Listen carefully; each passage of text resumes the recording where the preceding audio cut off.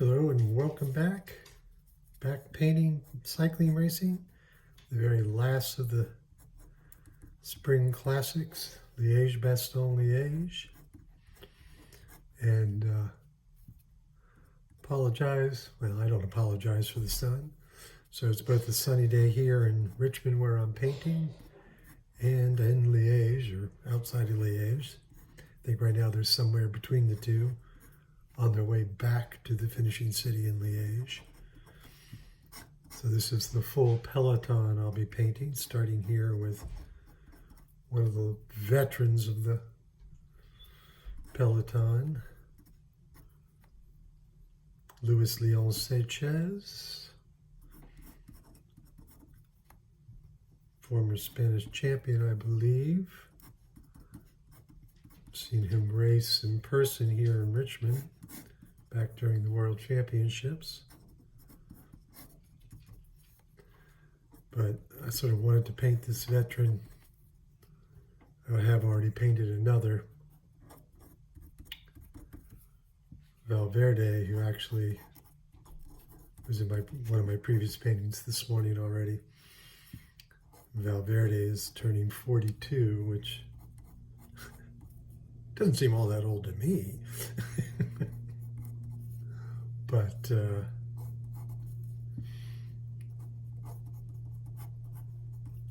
nevertheless, pretty old for still racing at a very competitive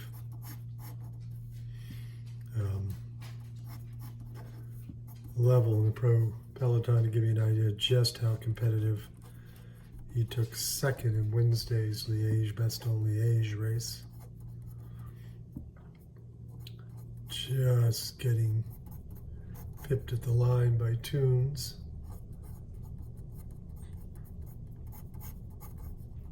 One of the new generation of cyclists. But it's been interesting to watch that Sanchez has been on the front of the peloton. There's a breakaway up the road, and sort of it's been his job to keep the breakaway honest, as it were. Keep him from getting too far out ahead. Now the team, there had been just recently a big crash, and what is not uncommon when that happens is for the front of the race, those who didn't get involved in the crash, to slow down and let people get back on. Sort of an unwritten rule that you don't attack those through no fault of their own have crashed or had a mechanical. So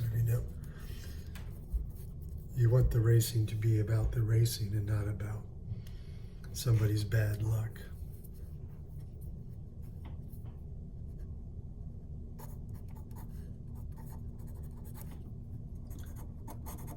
So this is the ink part of this. Again, the way I do this is to do all the ink. I am using these Faber-Castell pens, which dry quicker. I have been using Sharpies, and sometimes we get in a situation where the ink got picked up by the watercolor.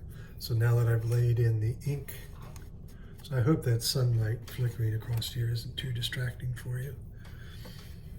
So now we're going to the painting of this.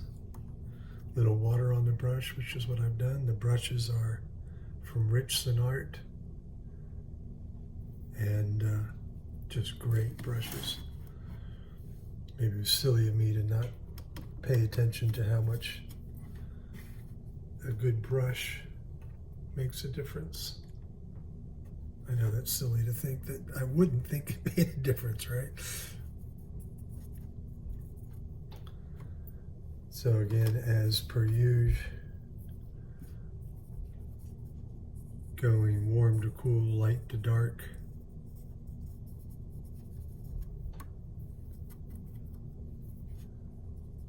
So there's zips of yellow of some of the riders back behind. And it's like, I don't oftentimes paint the whole peloton like this, just because, as you can see, it's a little difficult. But that's the thing with the watercolor. I'm not doing an oil painting. I'm not doing a photograph. I'm not trying to, capture the names on everybody's jerseys or any of that kind of thing.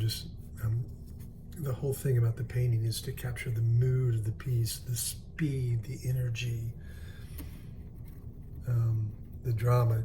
Now, one thing, I did talk that there was just a big crash. It was horrible, people flying off. I think 1 or 2 riders, that was the end of their day. Many who went off into the woods, it looked like 1 or 2 riders riding for DSM went down into the ditch and then hit some of these big trees off on the side. It can be very scary to be in the peloton. And it was at a moment where they were all racing full on. It looked like somebody,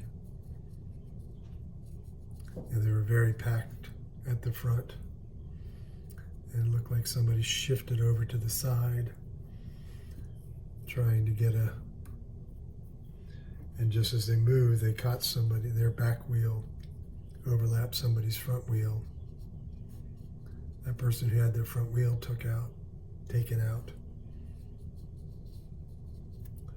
went down sideways, trying to stay on the road. His tire dropped off and down he went.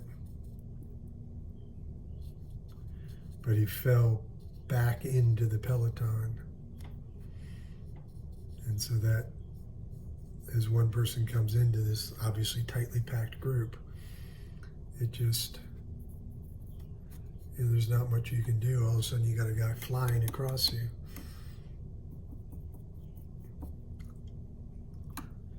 And boom, down everybody goes. So this team, Bahrain Victorious, was on the front at the time, and they decided that they would wait a bit. They didn't stop by any stretch, but they sort of slowed the pace, although not that much, because the breakaway up the road didn't gain any time. But now that everybody's back together, Sanchez is back on the front, driving the pace again, which he's been doing all day. I mean, there's been a moment where we've seen him back off the front and back at the back. I was kind of like, well, he's done all his time. He's done what he can do for the team, and now his day's over. But here he is, 20, 30 kilometers later, back on the front, driving the pace yet again.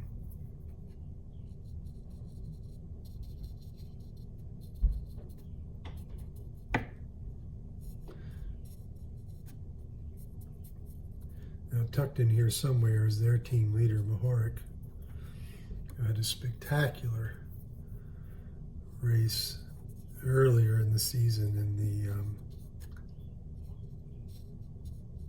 Milan-San Remo, one of the Italian, officially not a classic, but a classic. One of the things that makes a classic is the length of the race. This one being over 250 kilometers.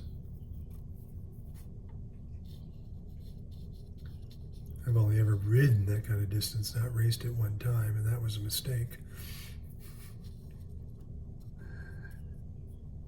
I got out with a group and got dropped someplace where I had no idea where I was. All right, so that's the peloton. So now I'm going to start laying into the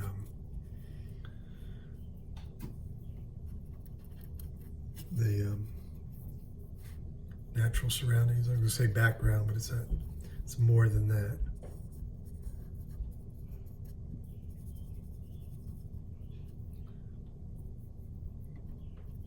And I just love the still early spring, particularly here in Belgium.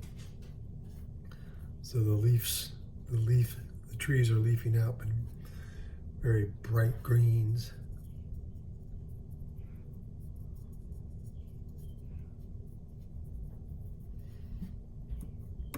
I'm sorry, I have to say, I really like the way this one's going. So now I get some of the shadows, the dark foliage back behind.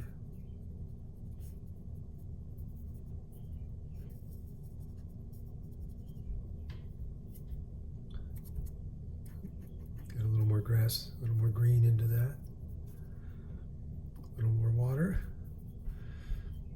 So I know I've said it before, but the balance, part of where your variation comes from is saturation, how much water to how much pigment.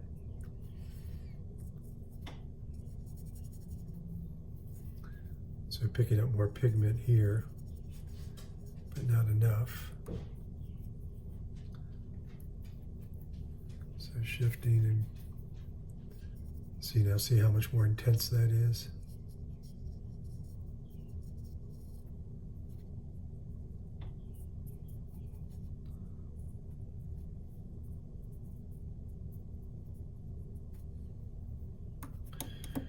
Now I want to get these tree tones. They're really almost a purple tree. So we're going to take this sort of black that I use, which is the purple and green. I'm going to add just a little bit of sienna to it. See how that looks? Yeah, see? So you get this hint of purple. I mean, go look at real trees, because they're, in elementary school we were taught that trees are brown, and possibly the river birches in my yard are brown, but not many. So now we just have that little bit of foliage to get in there. I think I'm actually going to use this gray purple tone of twigs. And now for the road, still working with that same color, I'm going to throw a little ultramarine blue into it. Yeah, that looks pretty good. And now here, just picking up more and more water just to get this wash of the road. See, and I'm not putting any more pigment on there. I'm literally just picking up water. And I'm, letting it drag out. So it's darker, kind of a shadow up under the bikes. And then pulls out. Whoops, picked up a little green there from somewhere. So we'll just drag that in as though it's variation. I wonder where that came from. I think it was on my palette.